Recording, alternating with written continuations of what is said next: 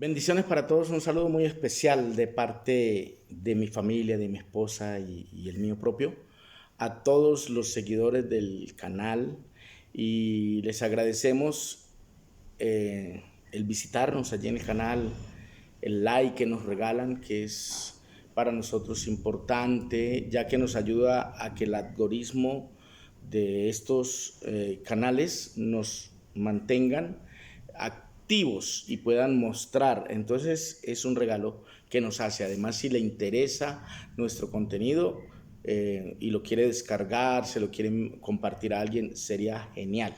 Así que bendiciones para todos. Hoy quiero compartir una palabra que tiene que ver precisamente con el antiguo y el nuevo pacto.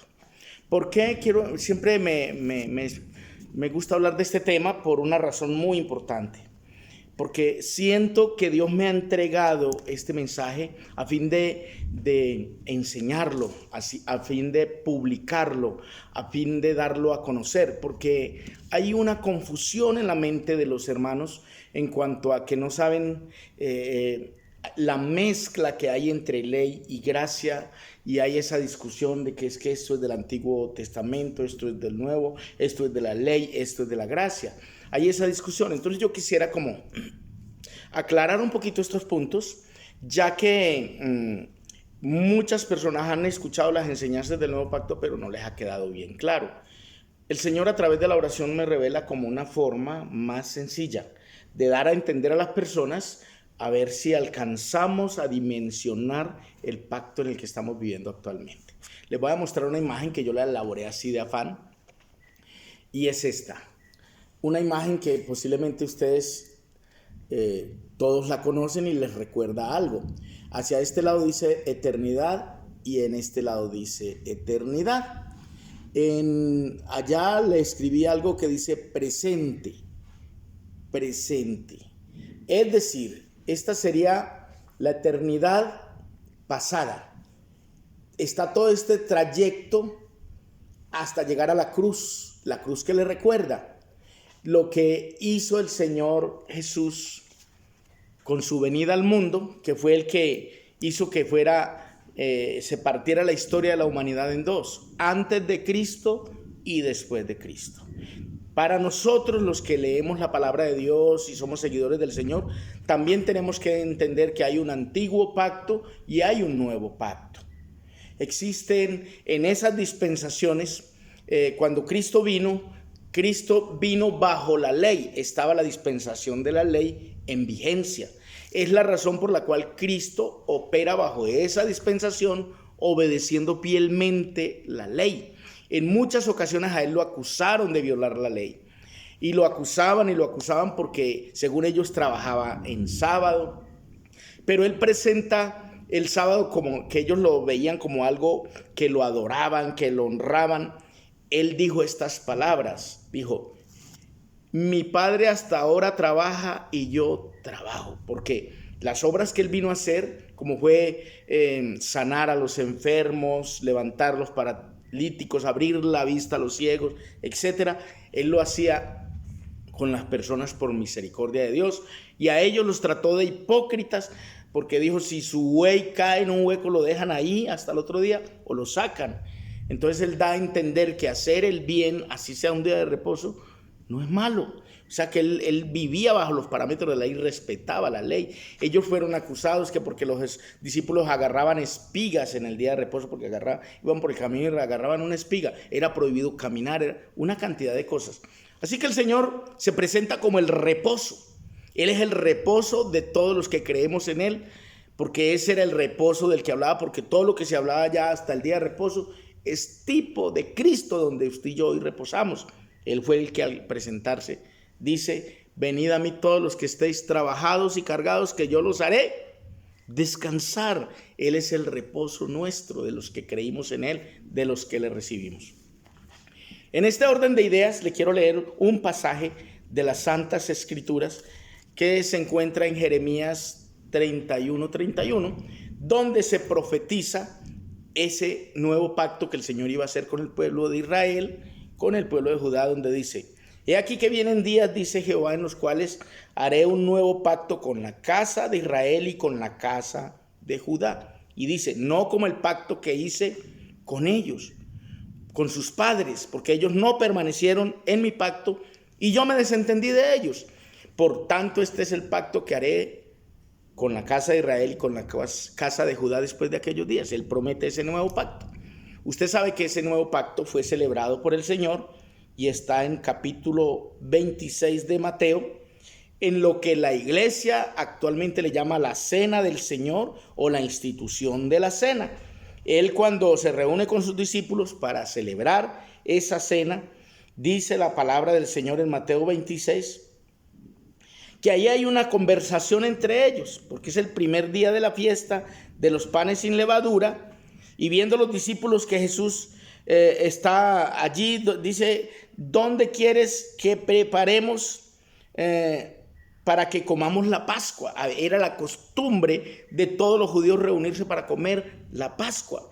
¿La Pascua qué representaba? Que sacrificaban un animal y comían esa carne. ¿Por qué ese simbolismo? Porque representaba lo que sucedió cuando fueron liberados de Egipto, cuando sacrificaron un cordero y su sangre la untaron en los dinteles de las puertas y las ventanas para que el ángel de la muerte que iba a visitar a Egipto esa noche no matara a los primogénitos del pueblo de Israel, pero sí terminó con los primogénitos de Egipto. Así que ellos quedaron celebrando esa Pascua. Era una fiesta anual, venían de todos los lugares del mundo para celebrarla. Y ellos no sabían que por ahí entre ellos andaba uno que era el Cordero de Dios que quita el pecado del mundo. Y lo despreciaron, lo rechazaron, lo ignoraron. Pero él era el que venía a dar cumplimiento a todas esas profecías dadas a través del profeta Isaías y todos los profetas, donde decía, he aquí el Señor mismo les dará señal porque la Virgen concebirá y dará a luz un hijo y llamará su nombre Emanuel, que traducido es Dios con nosotros. Eso lo dijo Isaías en capítulo 7, verso 14, anunciando el nacimiento del Mesías. También lo dijo Isaías en Isaías 9:6, donde dice, porque un niño nos es nacido, y hijo nos es dado, el principado sobre su hombro, y se llamará su nombre admirable, consejero, Dios fuerte, Padre eterno y príncipe de paz. Y eso tiene cumplimiento en Cristo.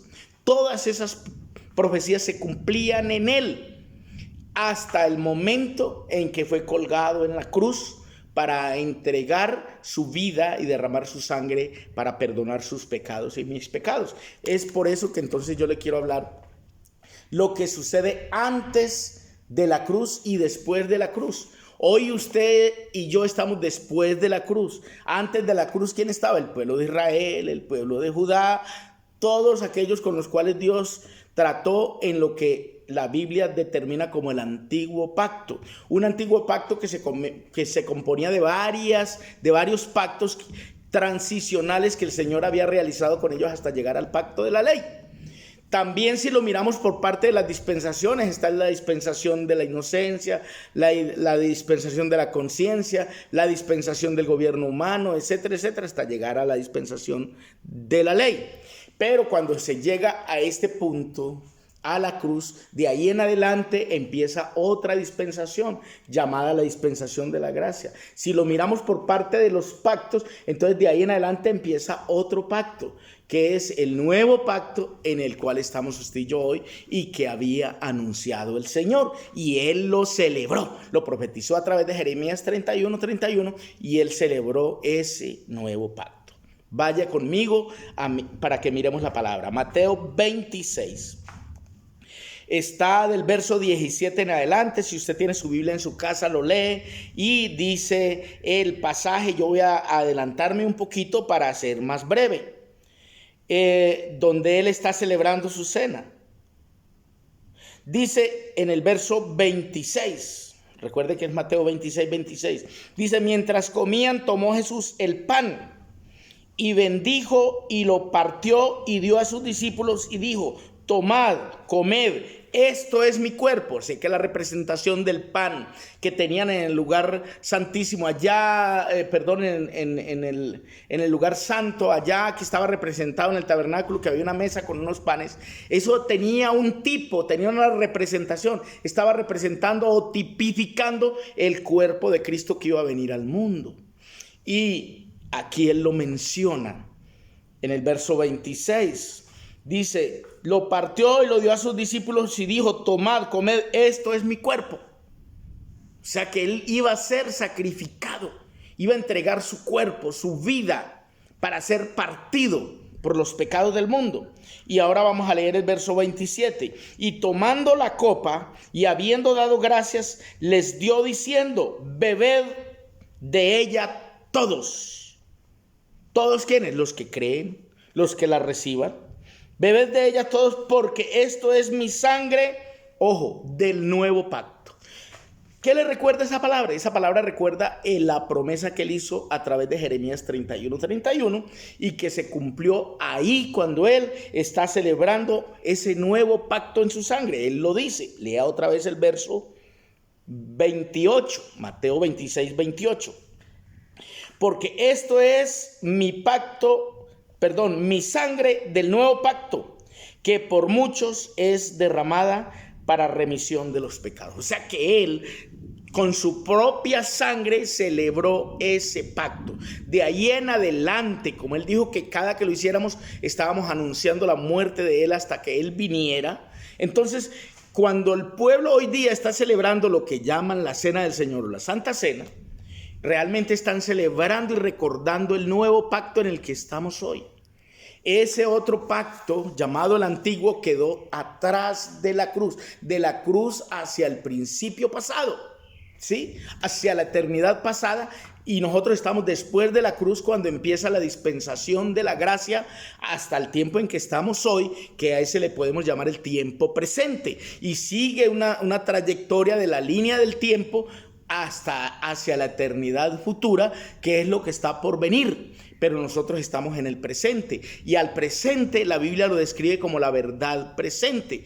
Y una de las cartas de Pedro dice, están sabiendo que yo sé que están confirmados en la verdad presente. Es decir, la verdad presente es el tiempo que estamos viviendo, la palabra dada por Dios para el tiempo que estamos viviendo, que es la palabra de la gracia, que es la palabra después de la cruz, o sea, el evangelio del reino de Dios, que está siendo anunciado a todas las gentes, a todas las razas, a todas las lenguas, a todas las tribus, para dar cumplimiento a lo que el Señor dijo cuando ofreció su cuerpo, su sangre y todo por el mundo. Eso que Él hizo en la cruz del Calvario está marcando un antes y un después. Ese es el cumplimiento de todas las profecías de la ley. Por eso cuando él viene predicando en San Marcos capítulo 1, el verso 14 y 15, dice la Biblia, después que Juan fue encarcelado. ¿Cuál Juan? Juan el Bautista, que era el que venía anunciándolo a él, el precursor, que venía anunciando la venida del rey. Después que Juan fue encarcelado, Jesús vino a Galilea predicando el evangelio del reino y diciendo, el tiempo se ha cumplido. ¿Cuál tiempo? El tiempo anunciado por los profetas.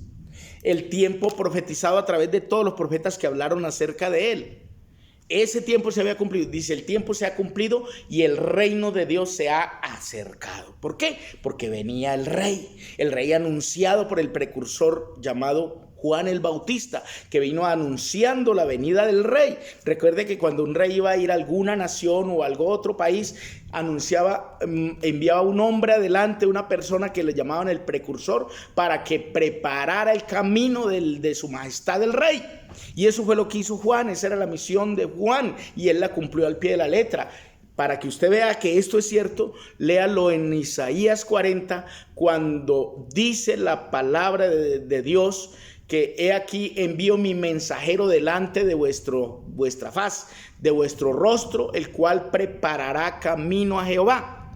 Y en San Marcos capítulo 1, el verso 3, ahí vemos el cumplimiento. Ahí se dice, este es de quien decía el profeta Isaías. ¿Sí? Envío mi mensajero delante de tu faz, el cual preparará camino al Señor. En Marcos 1:3 está el cumplimiento de esa profecía.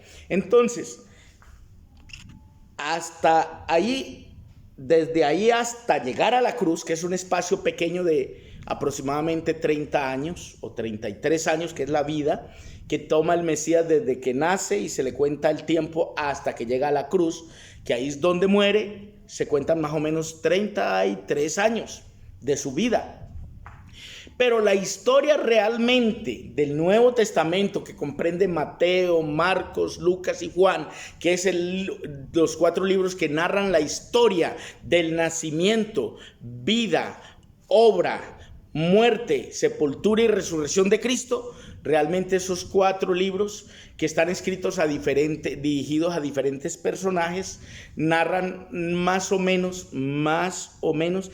la historia de 3 años y medio de la vida de él. Sin embargo, no está escrito todo, porque el mismo Juan en su libro dice: hizo además Jesús muchas otras señales, las cuales no están escritas, pero estas se han escrito para que crean en el Hijo de Dios y para que creyendo tengan vida en su nombre. Entonces está escrito lo más importante, lo esencial, lo que necesitábamos, el mensaje del reino, el mensaje del plan de salvación para la humanidad. Eso es lo realmente importante que debemos conocer hasta llegar a la cruz. Y recuerde que en la cruz, cuando él expira, él dice esta frase, dice: consumado es. Esa frase está diciendo todo está cumplido. Ese es el significado de esa frase. Es decir, que hasta ahí está la cruz. Todo lo que se había anunciado en el antiguo pacto, en las dispensaciones de la